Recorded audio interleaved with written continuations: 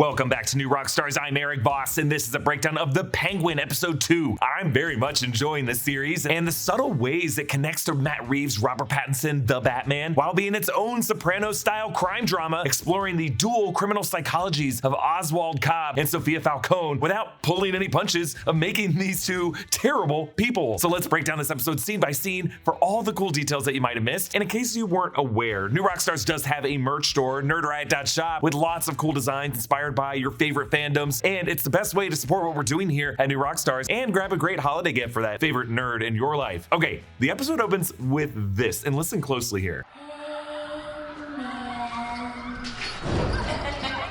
Whoa, so we hear a female sing-songy voice taunting Sofia Falcone from another Arkham cell, calling her Hangman, before letting out a characteristic giggle. This female voice continues to hum as Sofia walks past. Whoever this is, they love being in Arkham. This has gotta be Harley Quinn, right? I know Matt Reeves established his Pattinson Bruce Wayne as something like a year 2 Batman, but this universe already has an active Selina Kyle, active Penguin, Falcone and Maroni crime families, and elsewhere in this Arkham hospital, Riddler, Edward Ashton, and right next door to him, a version of the Joker played by Barry Keoghan. So why not also have a Harley Quinn, right? Now, with Joker Folie à Deux coming out next week, I'm sure Warner couldn't help themselves but remind all of us of like Elseworld Harleys in Elseworld Arkhams. Now, yes, this Arkham sequence is just a memory-based hallucination that Sofia is experiencing. The voice may not even be real. It could be something Sofia like constructed based on the various people in her life, her family, the media, neighbors, protesters,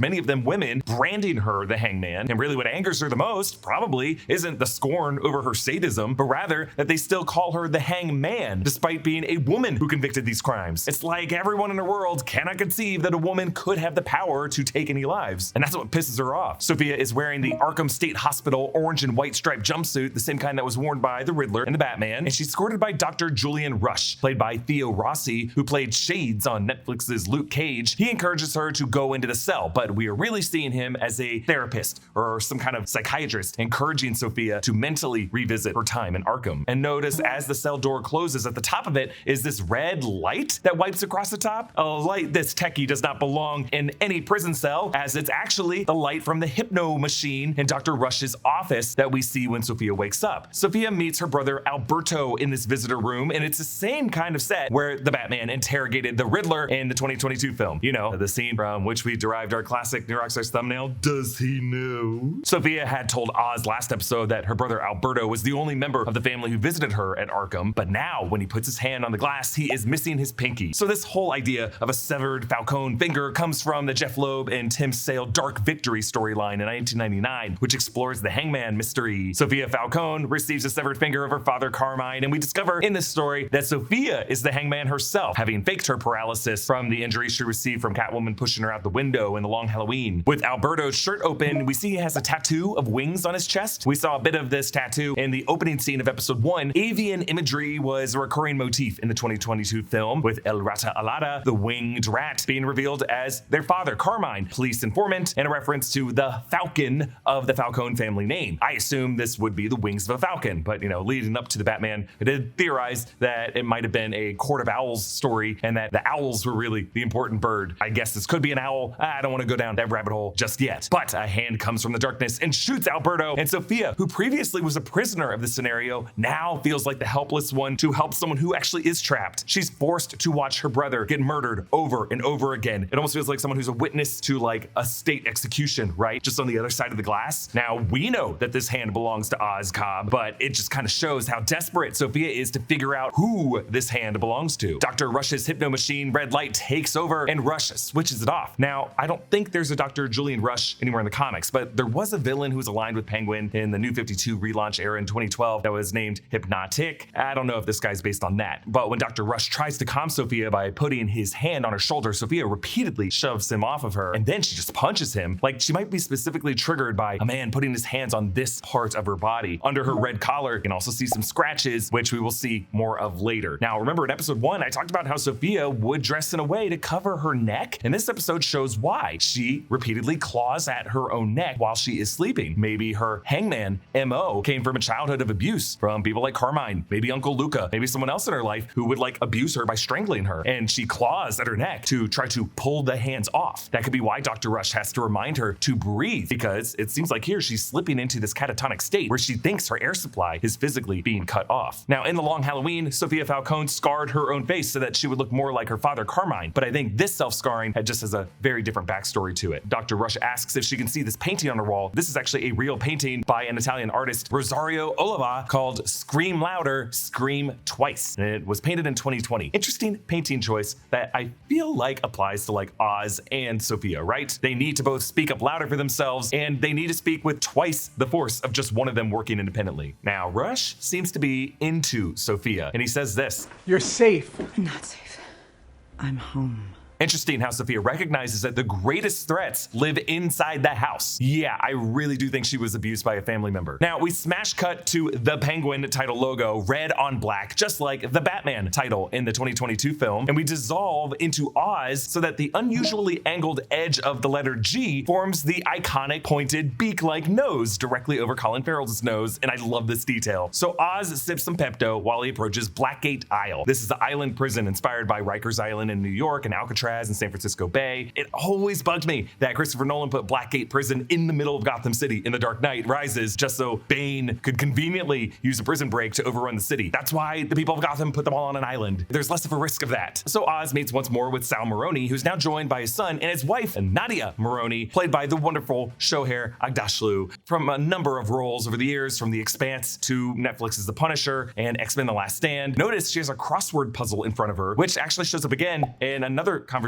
later. She likes puzzles. Get this woman a Riddler cipher. I just like that this shows that she's the real brains of the Maroni operation. After Oz makes his pitch, Sal looks over to Nadia for her approval before he says okay, and Oz walks us through the plan while we see the plan in process of being executed. And I love this kind of time-saving cinematic trick. Oz plots to stuff drop drug shipments and FEMA tanks for reserve water, which feels kind of mean to have drops in drops of what should be nourishment. Oz briefly makes peace with Castillo, played by Berto Colon, who actually had small roles in the Fox Gotham series and a voice in the Gotham Knights game. By the way, just to clarify, the Gotham Knights listing on Alberto's phone calendar in episode 1 that I pointed out was more likely a reference to Gotham's basketball team in the comics, the Gotham Knights. Actually, later in this episode, we see that Victor is wearing a Gotham Knights basketball shirt. Castillo and Oz had a scuffle when Sofia and the Falcones were hunting Oz down in episode 1, and Oz singles it down here because he's going to be a pretty important character this episode, specifically the guy Oz will plant the knife on and scapegoat to get the pressure off of himself. Oz planned to be in a final car to avoid the Maroni gunfire, but in the last second, Johnny Beatty shows up and changes the plan, calling him this: Penguin.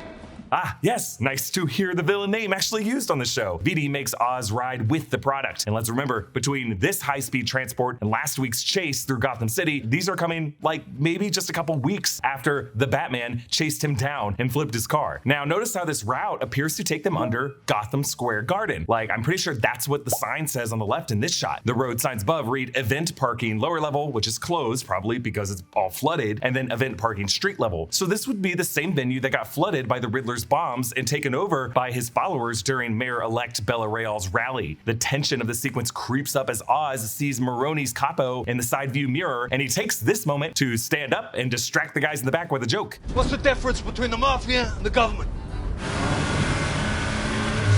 One of them is organized. A very true joke for this world where the cops and law enforcement have really yet to enter the scene. The one detective is a former detective, a drophead, whom Sofia said was really on her father's payroll. The existence of Batman really means that these cops are not organized. Let's hope we get a cameo by Jeffrey Wright as Jim Gordon on the show, please. I feel like that's very doable. The driver gets shot by the Maronis while Oz shoots the guys in the back just so that he can try to show the Maronis that he's on their side. Bobby Darin's "Call Me Irresponsible" is playing throughout the scene, and it's very appropriate for the irresponsibility being exhibited here. I love the uncertainty and chaos of what happens here, because when Oz opens the door to the back of the FEMA truck, he doesn't know what's going to be out there. He has to play it as it lies and just see whoever's left standing and side with them. And he sees Castillo is still alive, and then instinctively takes advantage of this opportunity. He saves Castillo from one of the Maroni shooters, and then he hops into an SUV with Castillo. And we see how this plays out back at the Falcone mansion if you're listening closely. Sofia hears another guy explaining to the others what went down. I'm definitely dead without this motherfucker. Castillo here is dead if it wasn't for Oz.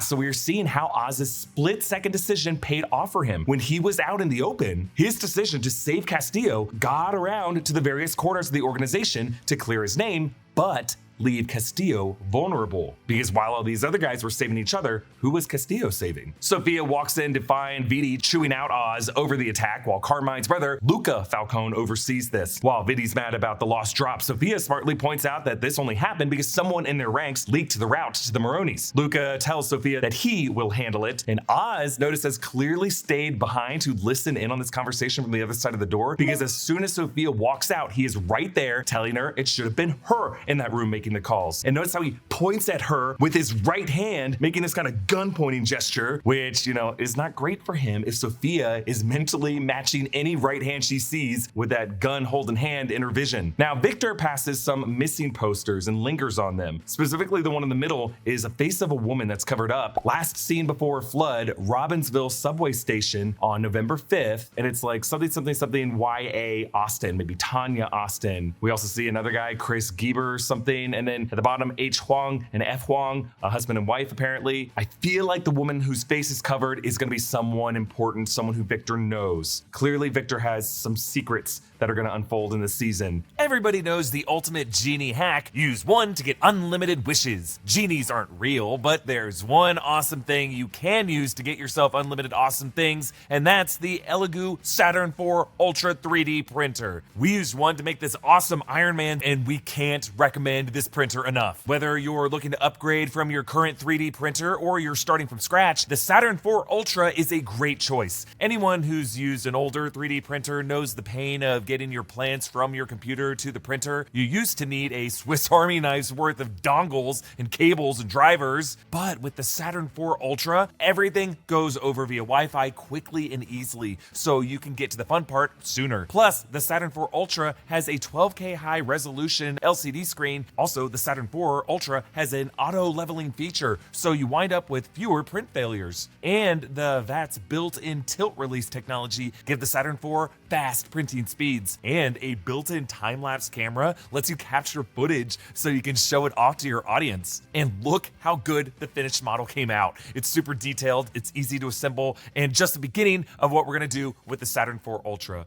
If you're interested in a 3D printer of your own, just click the link in the description below to support our channel and get your very own Elegoo Saturn IV Ultra printer today. Oz screams about the cilantro on his tacos. So this is a genetic trait in the olfactory receptors of between 4 and 14% of the US population that causes cilantro to taste like soap. Sofia hears a radio broadcast talking about how crime in Gotham has risen 42% and how Arkham is releasing prisoners like her, the Hangman. And they confirm that Sofia has killed 7 victims that we know about. And we're still wondering what really has changed in Gotham for Arkham to now just be releasing so many prisoners back on the streets, because Sofia would likely now be in violation of any parole agreement she signed. I know this is a version of Gotham that's plagued by corruption, but this is also a Gotham City where the media and protesters are speaking out about it without fear of reprisal from cartel powerful crime organizations. So which is it? Are the people of Gotham afraid or not? I'm just wondering if some Dr. Hugo Strange figure might actually be the one releasing the Arkham patients. Oz tells Victor how he got started with the Falcones, taking a job as a driver before he knew how to drive, and he crashed a stolen Buick in the Sprang River. Now, the Sprang River and the Finger River both connect to the Gotham River and to the Bob Kane sound of Miller Harbor. All of these names are references to Batman comic creators and early artists, specifically Dick Sprang was a penciler. Victor seems dismayed to learn that Oz's first boss got popped for talking to the feds. Like any fun in this life that could be possibly had will just end in death. At the bar, the detective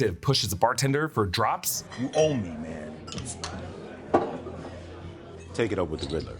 Take it up with the Riddler? Does he know how much he disrupted the drug trade in Gotham? This is Detective Marcus Wise, a name that comes from the 2008 Robin comic storyline. He was a dirty cop who works alongside Roman Cavallo to commit crimes within the GCPD, and when Tim learns about their corruption, they hire the Scarab to assassinate him. This version of Wise is a drophead, and Castillo and Sofia give him some doses, and I like how we see him making these eye drops, and then he looks back at her, and he is suddenly wired, super focused, eyes super dilated. violated. She hires him to track down who the Maroni's source was. Back at the party, Victor looks at his phone and it says it's 2:45 p.m. Saturday, November 16th, but it's like dark outside and it was like nighttime when they walked up with the tacos. So I don't know, maybe the PM was a mistake. It was supposed to be AM. Or maybe just Gotham is under like a forever shroud of darkness. Victor meets this cam girl named Roxy. Crown Point. I'm from Crown Point.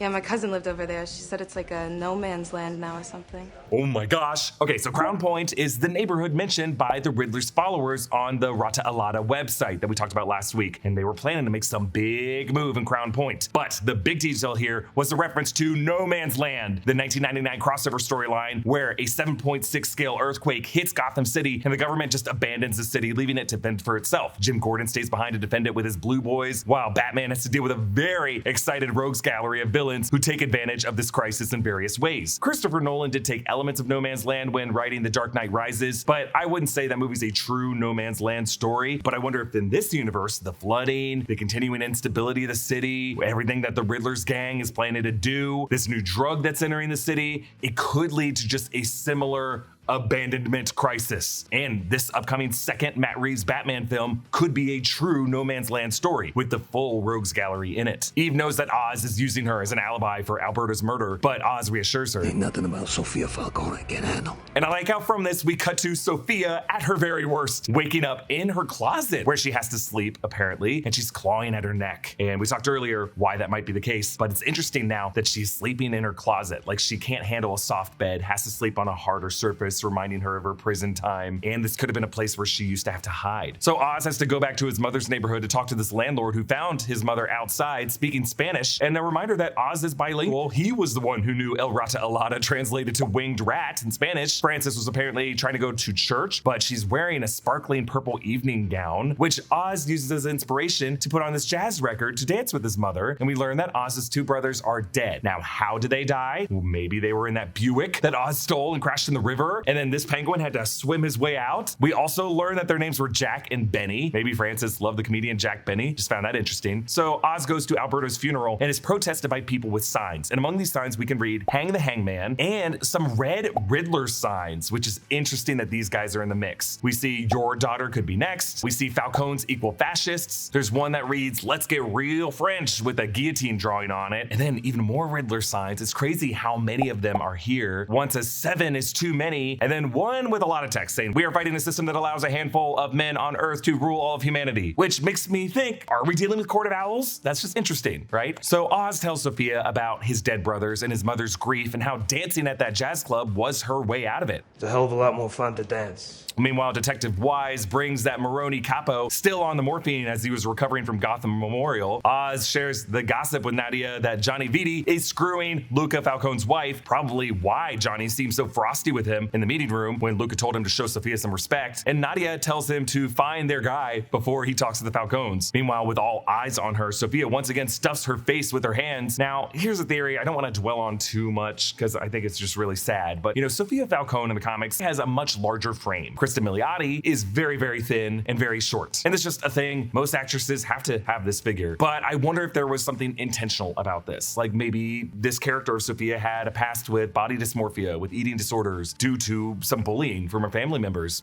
like Carmine. And that might just be part of her troubled past. Oz tells Victor, We could be driving to our deaths right now.